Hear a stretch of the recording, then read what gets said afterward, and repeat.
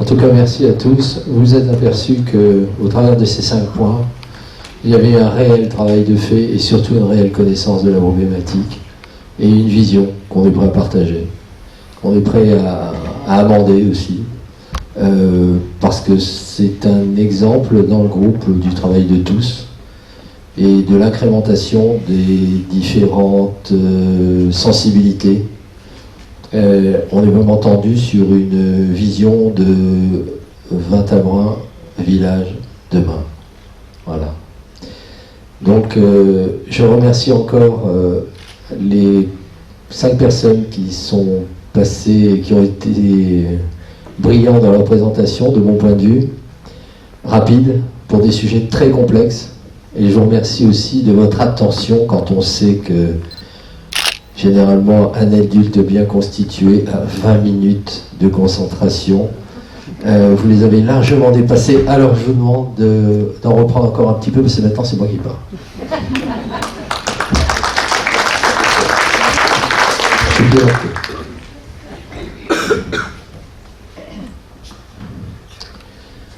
Et ça ne va pas durer 20 minutes. Beaucoup plus. Non, c'est pas vrai. Le mandat de maire à Vintabren. Un nouveau challenge, mais qui me semble pourtant si familier. Pas un métier, mais une étape au service des autres. Je l'aborderai comme un citoyen conscient des enjeux et dépourvu d'intérêt personnel. Entouré d'une équipe compétente et impliquée, porteuse d'une même vision issue d'un rêve. Celui d'un jardin accroché à la colline et d'un village qui la contemple. Le rêve de villageois qui déambule paisiblement dans une nature protégée, un village équipé des berges de l'Arc jusqu'au sommet.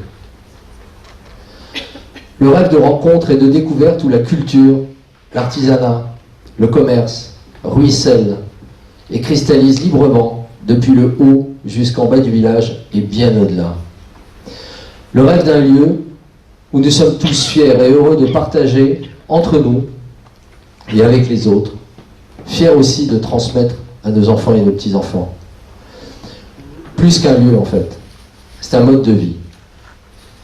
Ce rêve pour une vision commune, celle d'un Vintabren apaisé, intégré dans son bassin de vie, celle d'un village conscient des enjeux de développement, mais qui saura aussi conserver les richesses naturelles, historiques et son attrait exceptionnel.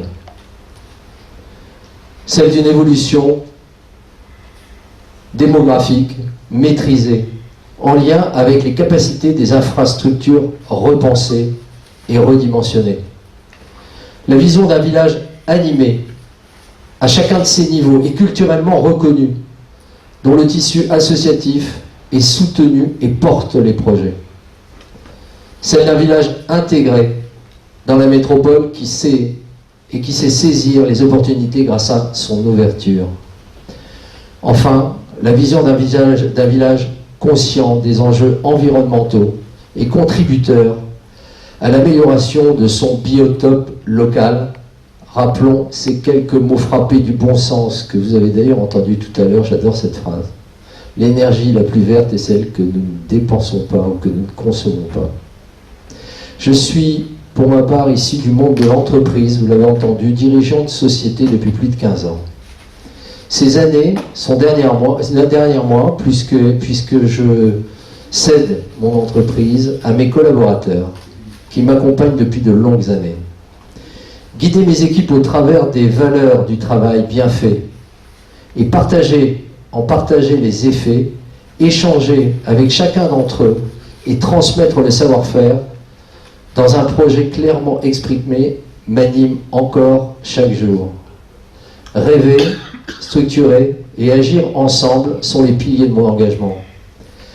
C'est cet engagement qui me porte aujourd'hui, en acceptant d'être le leader de la liste Vivons Vintabren, et de dire que le challenge me paraît si familier, j'ai introduit mon texte en vous disant cela. C'est aussi cet engagement qui a forgé progressivement mon engagement citoyen. J'aime la compétition et jouer en équipe, cet esprit du challenge, C'est au service de Vintabren que je veux la porter. Non, décidément, Vintabren n'est pas un village gaulois, tourné sur lui-même, qui nous enfermerait plus qu'il nous préserverait. C'est un magnifique village français, un village ouvert à l'image de ses habitants. Mon mandat sera celui de la préservation du milieu de vie et du développement de nos patrimoines. Mon mandat sera celui de la mise en chantier de nos modes de déplacement doux, intra- et inter-villages, Aix, Aiguille, Coudou, Lafare, Velot. Mon mandat sera le mandat de l'ouverture, ou des orientations stratégiques et des orientations stratégiques concertées. Mon mandat sera celui du développement des synergies possibles dans une intercommunalité sincère, par la mise en commun des moyens, des hommes, du matériel, des salles et des compétences, mais aussi par la conception en commun des projets d'aménagement qui nous concernent tous. Mon mandat sera celui de la révision sérieuse du PLU mal dimensionné. Je ne livrerai pas la commune à l'appétit des promoteurs.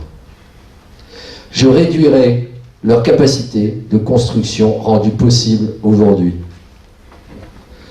Mon mandat sera celui de la transparence, de la gestion, de l'information permanente et de l'avancement des projets. Dire ce que l'on fait, faire ce que l'on dit et dire comment on le fait. Ces derniers mois, j'ai beaucoup écouté, entendu, celles et ceux que j'ai croisés.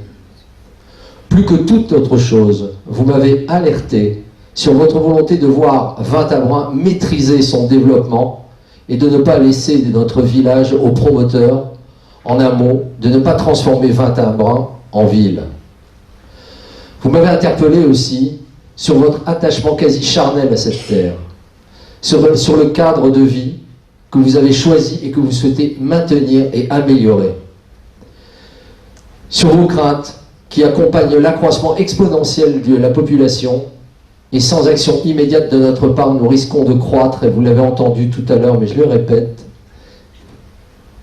de croître en 10 ans plus que les 40 dernières années, et de perdre à nouveau, je dis bien à nouveau, 60 hectares de terre boisée. Sur la volonté de faciliter, de fluidifier les déplacements et de les rendre plus doux pour vous et pour vos enfants. Sur la préservation de l'environnement que vous souhaitez sous toutes ses formes, sur l'offre artistique, culturelle et commerciale qu'il faut renforcer, sur la création d'un espace d'expression pour les jeunes, sur le soutien de la vie associative qu'il faut développer, sur la protection du patrimoine culturel et personnel, sur l'amélioration de la collecte des ordures ménagères et sur la récupération des déchets verts. Ça fait une belle liste, hein, et c'est pas moi qui l'ai faite, c'est vous. Vos questions et vos réflexions me conduisent à formuler quelques propositions concrètes. Pour ce qui est du développement urbain, et vous l'avez entendu, il est nécessaire de reprendre le PLU dans le cadre de l'exercice intercommunal en cours. Et je le ferai dès la première année du mandat. Engager une réflexion de fond et des études nécessaires pour le désengorgement de l'artère centrale du village. Je parle de la D10. Pour ce qui est de l'équipement de la commune, repenser le programme d'équipement en termes d'infrastructures, de commerce, des moyens de transport, d'équipement, des réseaux actuels, des nouvelles dessertes aussi, d'emplois et de services nouveaux. Renforcer le dispositif des voisins vigilants avec un quadrillage plus serré, et avec la réduction des délais d'intervention des services de police. Pour ce qui est de l'environnement, préserver, voire sanctuariser les terres agricoles pour les préserver de la spéculation immobilière en lien avec la SAFER. Faciliter l'approvisionnement de la cantine cuisine centrale en produits locaux et de préférence bio aussi, sans impact sur le ticket repas pour les enfants, les seniors et les événements organisés par la mairie.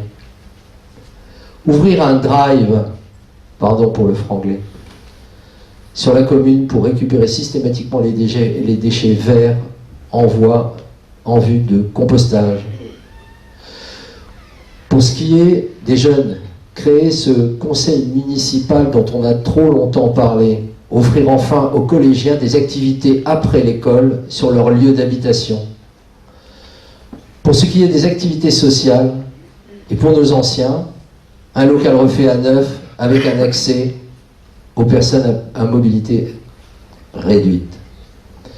Pour ce qui est du développement économique, favoriser les implantations commerciales locales sans contrainte de préemption.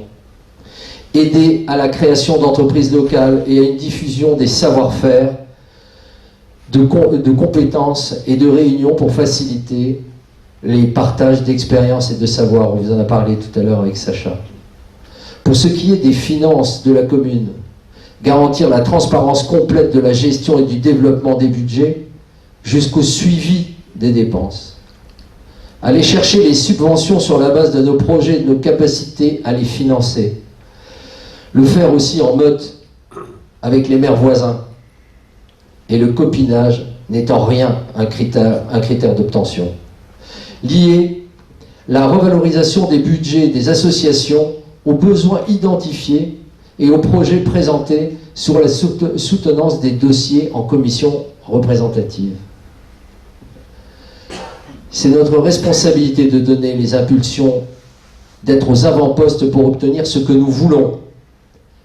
Être présents et respectés dans la métropole, travailler ensemble avec les communes du bassin, jouer le jeu de la coopération, et non, encore une fois, Vingt-Avre n'est pas un village gaulois. Enfin, j'interdirai toute prise d'intérêt personnel et tout conflit d'intérêts en éditant une charte d'engagement dont les élus de la commune seront tous signataires. Pour en finir, sur ce que je ne suis pas là depuis 2 mois. Je ne suis pas un parachuté de je ne sais où. Je ne suis pas un apparatchik de la politique. Je ne suis pas dépendant des indemnités de maire. Je ne suis pas un accro du pouvoir sans partage. Voilà ce que je voulais vous dire. Et je voulais aussi vous remercier très sincèrement d'être venus sous cette pluie, peut-être de repartir avec, d'être ce soir aussi nombreux pour cette première réunion publique. Et nous continuons à travailler avec vous, si vous le souhaitez, par l'organisation de petits déjeuners qui se dérouleront le samedi, de 10h à 11h30. Le premier d'entre eux aura lieu le 30, samedi prochain, de 10h à 11h30, sur le thème l'urbanisme. On a déjà commencé avec Brigitte, vous avez vu, et c'est bien avancé. Ça se passe à l'Arquier, la maison Arquier. Voilà, le calendrier des dates des prochains thèmes que nous développerons dans ces petits déjeuners vous seront communiqués sur le site de Vingt-Avre, sur notre site, et d'ici la semaine prochaine. Et surtout, mais je suis sûr que tout le monde l'a fait, inscrivez-vous sur les listes électorales. Si cela n'est pas déjà fait, vous avez jusqu'au 7 février pour le faire. Voilà. Et votez Carl Criscolo le 15 mars, si vous souhaitez que cela change.